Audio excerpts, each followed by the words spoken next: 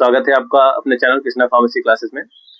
आज हम आपके लिए लेकर आए हैं एक नया वीडियो और इसमें हम आपको बताएंगे कि फार्मेसी क्या होती है और इसको करने के लिए हमको कौन कौन सा कोर्स करना होता है और इस कोर्स को करने के बाद हम आगे क्या क्या कर सकते हैं या फिर हम किस किन फील्डों में जा सकते हैं। ठीक है, तो सबसे पहले हम आपको यह बता देना चाहते हैं, फार्मेसी एक हमारी मेडिकल साइंस का कोर्स है जिसके अंतर्गत हमको दवाओं के बारे में हर एक चीज को बताया जाता है कि उसके फॉर्मुलेशन से लेके उसके मैन्युफैक्चरिंग, उसके डिस्पेंसिंग, मतलब हर कुछ बताया जाता है उसमें कि कोई भी दवा होती है तो वो कैसे तैयार की गई है या फिर कैसे बनाई गई है।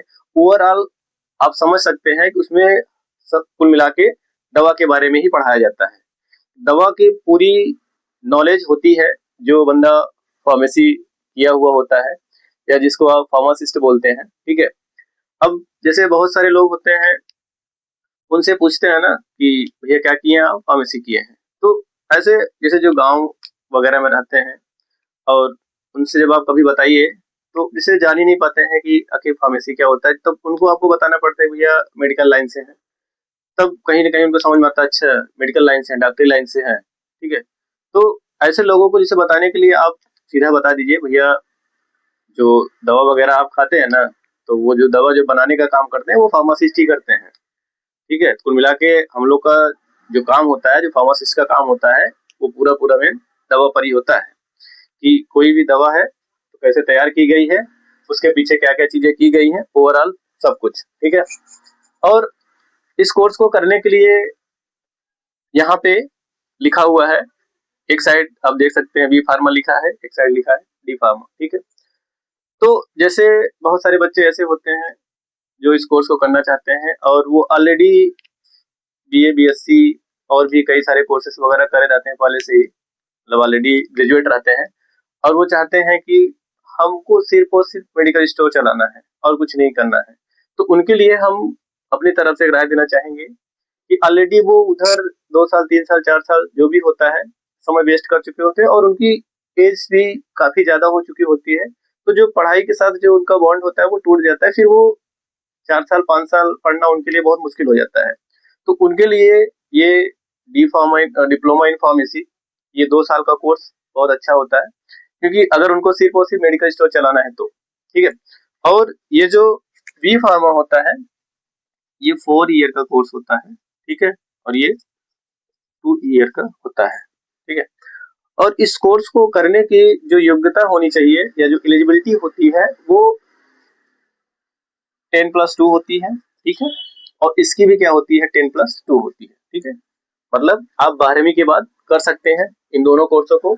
और कोर्स को करने के लिए आप फिजिक्स, केमिस्ट्री, बायो या फिर पीसीएम, फिजिक्स, केमिस्ट्री, मैथ, मतलब दोनों स्ट्रीम वाले बच्चे इसको कर सकते हैं। मतलब किसी भी स्ट्रीम से आए, चाहे बायो से है चाहे मैथ से है, इसमें ऐसा कुछ नहीं है। ठीक है, पीसीबी और पीसीएम। ठीक है, ये दोनों बच्चे इसको कर सकते हैं जो इंटर बायो से पास किए हैं और जो इंटर मैथ से पास किए हैं। ठीक है, और हम आपको एक बात और बता देना चाहते हैं कि पहले क्या था कि डिप्लोमा इन फार्मेसी में जो एडमिशन हो जाते थे वो डायरेक्ट हो जाते थे, लेकिन अभी 2 सालों से गवर्नमेंट ने नियम लगा दिया है कि जो बच्चा जीकप, ज्वाइंट एंट्रेंस एग्जाम टेस्ट होता है, जीईसीयूपी होता है जीकप।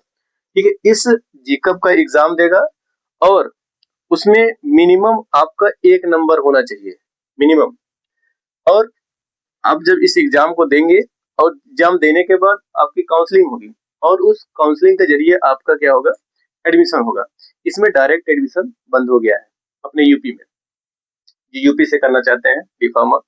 और इसमें क्या है, इसमें तो फिलहाल अभी ऐसा कुछ नहीं है कि आपको एग्जाम ही देना है, लेकिन फिर भी इसमें CUET का एग्जाम होता है, इसको बोला जाता है कॉमन यूनिवर्सिटी एंट्रेंस टेस्ट। ठीक है, इस एग्जाम को देकर आप एडमिशन ले सकते हैं इसमें। अगर काउंसलिंग से आते हैं तो थोड़ा सा इसमें ये होता है कि आपकी जो स्कॉलरशिप वगैरह है वो कंफर्म रहती है, तो डायरेक्ट वाले में डायरेक्ट वालों की स्कॉलरशिप नहीं आती है। ठीक है, बाकी एडमिशन इसमें डायरेक्ट भी अभी हो रहा है, हो सकता है इन फ्यूचर गवर्नमेंट इसको भी कंपल्सरी कर दे। ठीक है, लेकिन अभी ये फिलहाल के लिए नहीं है। ठीक है, और हम आपको ये बता देना चाहते हैं कि जैसे इन दोनों कोर्सों को करने के बाद आप क्या क्या कर सकते हैं आगे। ठीक है, पहली बात हम बात करते हैं डिप्लोमा इन फार्मेसी की। जैसे अगर आप डी फार्मा किए हैं तो डी फार्मा करने के बाद आप पहली बात तो मेडिकल स्टोर खोल सकते हैं, जिसके लिए आप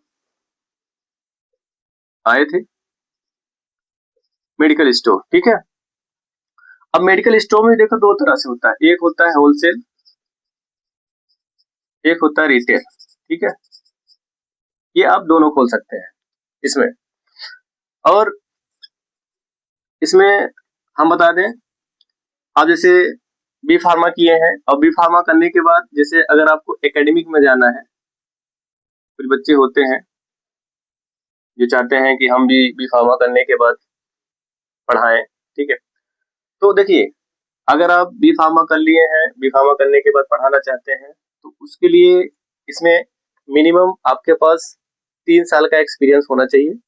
और आप बी फार्मा किए हैं तो आप डी फार्मा के लिए एलिजिबल हैं पढ़ाने के लिए। ठीक है, और उसके आगे अगर आप अपनी पढ़ाई को जारी रखना चाहते हैं तो इसके बाद आप एम फार्म कर सकते हैं, एम फार्म कर सकते हैं, पीएचडी कर सकते हैं और फार्म डी वगैरह भी कर सकते हैं बी फार्मा करने के बाद। लेकिन डी फार्मा करने के बाद आप एम फार्मा नहीं कर सकते हैं, पीडी नहीं कर सकते हैं, फार्म डी नहीं कर सकते। हाँ, अगर आप डी फार्मा करने के बाद अगर आपके मन में ये आया कि हमको बी फार्मा करना चाहिए तो उसके लिए लेटरल एंट्री होती है। ठीक है, लेटरल एंट्री होती है उसके लिए। ठीक है, और इसमें क्या होगा कि आपको जो एडमिशन होगा सीधा सीधा हो जाएगा बी फार्मा के सेकेंड ईयर में। ठीक है, सेकेंड ईयर में आपका एडमिशन हो जाएगा। हाँ, आप डी फार्मा करने के बाद बी फार्मा करेंगे तो आपको 1 साल की छूट मिलती है उसमें। ठीक है, तो हम बात कर रहे थे यहाँ पे स्कोप की। तो एकेडमिक में यहाँ पे एम फार्म या फिर पीएचडी। ठीक है, बी फार्मा करने के बाद आप कर सकते हैं और एकेडमिक में जा सकते हैं। अगर आप एम फार्म किए हैं तो एम फार्म करने के बाद आप बी फार्मा को पढ़ा सकते हैं।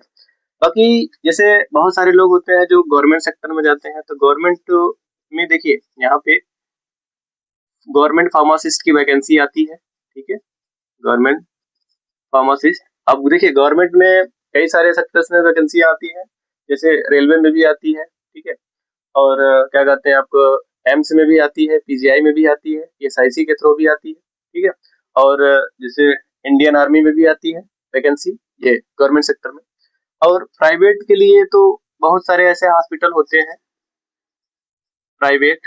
ठीक है,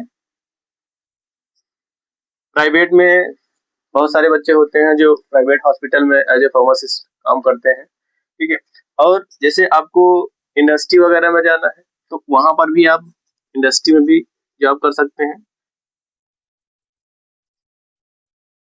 फार्मेसी करने के बाद इंडस्ट्री में। और वहां पे जैसे क्यूए डिपार्टमेंट होता है, क्यूसी डिपार्टमेंट होता है, वहां पे जैसे क्यूए का मतलब होता है कि क्वालिटी एश्योरेंस और क्यूसी का मतलब होता है क्वालिटी कंट्रोल। ठीक है, तो आप इंडस्ट्री में इन डिपार्ट में आप काम कर सकते हैं। अब एक और काम होता है, इसको आप एमआर कहते हैं। एमआर का मतलब होता है मेडिकल रिप्रेजेंटेटिव।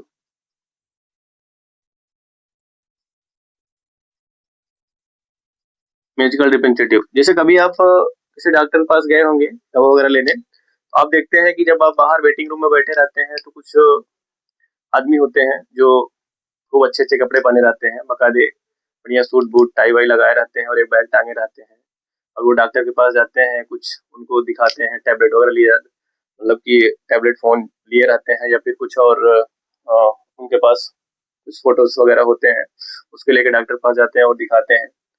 ठीक है, फिर डॉक्टर उनसे अपना कन्वर्सेशन वगैरह करते हैं। तो वो जो आप तो देखते हैं उन लोगों को, वो कोई और नहीं होता, वो यही लोग होते हैं जिसको हम बोलते हैं एमआर, मेडिकल रिप्रेजेंटेटिव। जो करता क्या है कि मार्केट में जो भी नई दवाएं आती हैं वो क्या करता है, ले जाकर डॉक्टर को उनको इंट्रोड्यूस कराता है, सर देखिए ये दवा पहले से चल रही थी, ये दवा मार्केट में नहीं आई है, इसका ये एडवांटेज है, डिसएडवांटेज जो भी होता है ओवरऑल उसको सारा कुछ जो उस दवा के बारे में जो भी हिस्ट्री होती है पूरा वो डॉक्टर को बताते हैं। ठीक है, तो एक ये काम भी होता है इनका। और बात करते हैं यहाँ पे जैसे ड्रग इंस्पेक्टर, ये यूपीएससी लेवल का एग्जाम होता है। ठीक है, अभी आई भी है वैकेंसी, जो भी लास्ट 2-3 दिन हो गया। ठीक है, DI का मतलब होता है ड्रग इंस्पेक्टर, ठीक है। अगर आप इसकी जो मिनिमम जो क्वालिफिकेशन होना चाहिए ड्रग इंस्पेक्टर की, वो बी फार्मा होना चाहिए, बैचलर इन फार्मेसी। अगर आप बैचलर इन फार्मेसी किए हैं तो आप इस फॉर्म को भरने के लिए एलिजिबल है, मतलब ड्रग इंस्पेक्टर की पोस्ट के लिए आप फॉर्म अप्लाई कर सकते हैं, ठीक है। और इसमें रिटेल फार्मेसी हो गया, हॉस्पिटल हो गया, और जैसे रिसर्च एंड डेवलपमेंट में भी आप काम कर सकते हैं।